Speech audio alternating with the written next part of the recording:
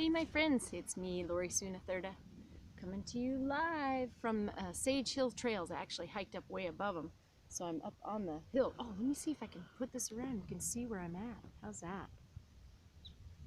There's the Columbia River down there if you're familiar with the state of Washington. Mr. Lewis and Clark had a little ride down the river. It's not that small of a river though. Hey Rufio! My goodness! Man, he has been up this hill behind me. See this hill up here?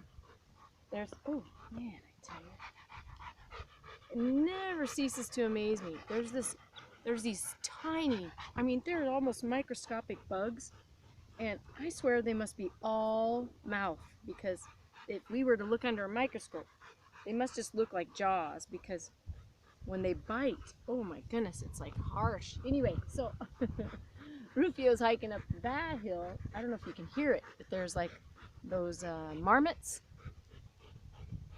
that make a funny sound. It's a high-pitched sound. And he likes that sound. He wants to go find it, but I think they're smart and clever, and there's more than one of them. So if he runs to one area, the one over here beeps, so he runs over there, you know. Anyway, welcome, welcome. It's me, Lori Sunathurda. I'm so happy to be here with you, and I thank you for coming this way.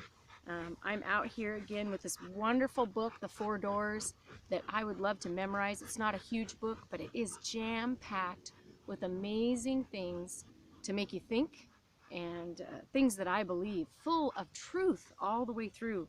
And I love even the title, The Four Doors, A Guide to Joy, Freedom, and a Meaningful Life. And I really think that I am a freedom crusader, and I seek joy, and I want to live a meaningful life. And I think, like Brendan Burchard says, you know, we all want to live, love, and matter. You know, we get to the end of our life, and you know, did I matter? Did I leave a legacy? Maybe even is another one. But this book is just chock full of that. And in the pursuit of my videography, or whatever, I don't know what you'd even call it, my YouTube channel, and hiking around and trying to uplift people and help them to build their businesses from home, be entrepreneurs, but build pipeline money like Kiyosaki teaches us to be free, to have freedom, to leave the rat race. I bought that game when my kids were young, and it was a fun cash flow 101, and it taught the kids to start out by maybe something small, like a little ice cream stand, doing that part-time while you had your job, and then building up your business, and then buying either apartments or buying storage units, something that was a cash cow is what it said, to bring in money without you having to go to a job, and switch yourself into a different position of cash flow, being in the cash flow quadrant instead of exchanging time for dollars. And I thought that was just phenomenal. I wanted to do that. I pursued that, and I'm still pursuing it today, continuing to help others towards their freedom as well. And it's such a worthy cause to me. And even more than that, I'll share with you a bigger story at another time, because I don't want to take up too much time. And I do want to share the true measure of greatness as taught by Richard Paul Evans. He's written many fabulous books, books for children too, that I highly recommend any of his books, because there's some that I haven't read, but I can pretty much bet that they're going to be awesome too. I'll get to them, right? I have found that some people in searching for a meaningful life have confused greatness with fame. Do you do that? Do you confuse greatness with fame? I know I did at one time. In spite of our culture's obsession with celebrity, a successful life does not have to include fame, and in most cases it probably shouldn't. Fame and greatness are not the same thing. There are great people in this world, people of great accomplishment and service to humanity, who are not famous. I love that. We need to realize that. We need to recognize it. There are scores of famous people who are not great either. In most cases, true greatness is a silent and lonely affair, unaccompanied by the trumpeted fanfare of acclaim.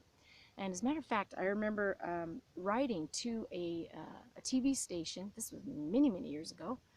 And there was the general, I think is what I called him, but he was a basketball player, Robinson. It was so incredible.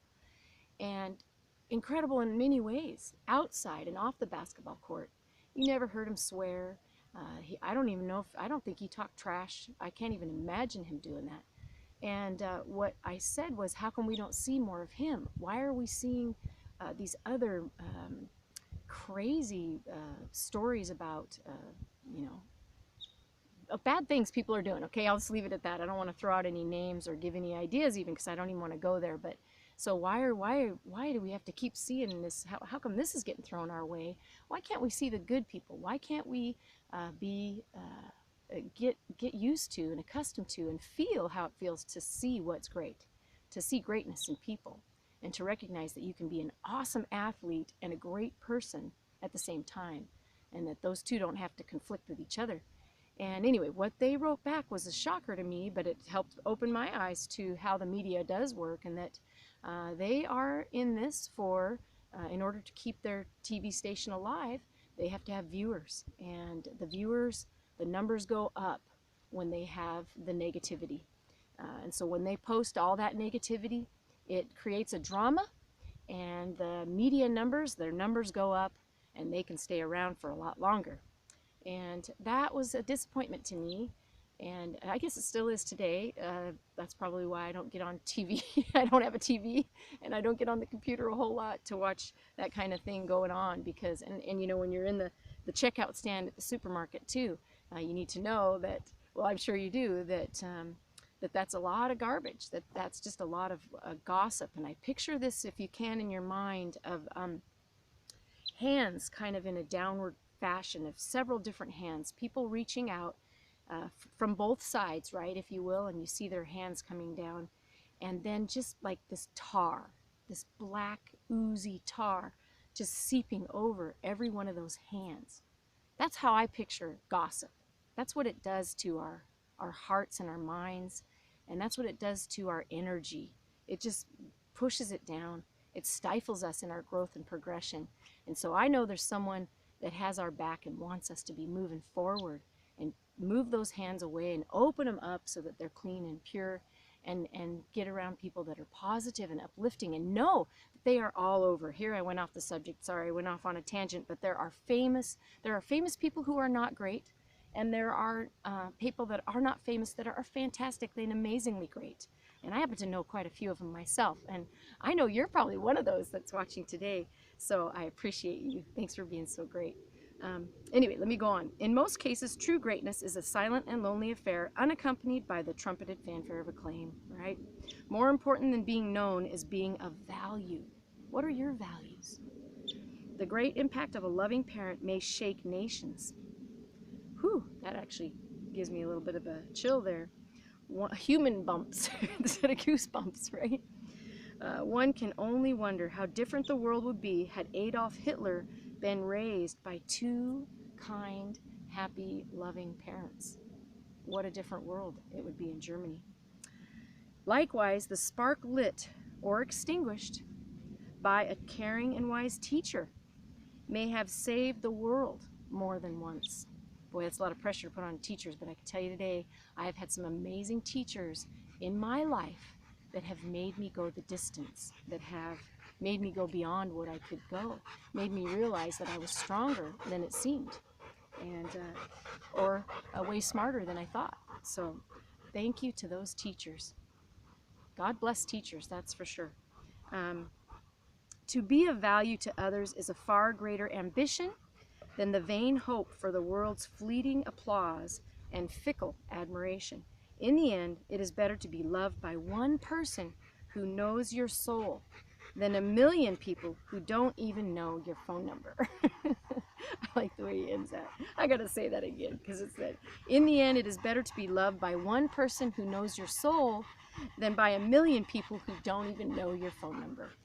My friend, I'm just going to leave it with that, and I just want to also say in closing that I love you, I believe in you, I know there's greatness in you. Oh my goodness, we got a dog over here that needs some water. Okay, I better say goodbye so that he can have some water and he can take a break here just for a minute. But remember, what God intended for you goes far beyond anything that you can imagine. I look forward to seeing you at majesticmastery.com or seeing your comments on my Facebook fan page. Look up Lori Sue Nathurda or Majestic Mastery International, and I will look forward to seeing you there. Take care, and I'll see you again soon. Bye. Rufio, come in.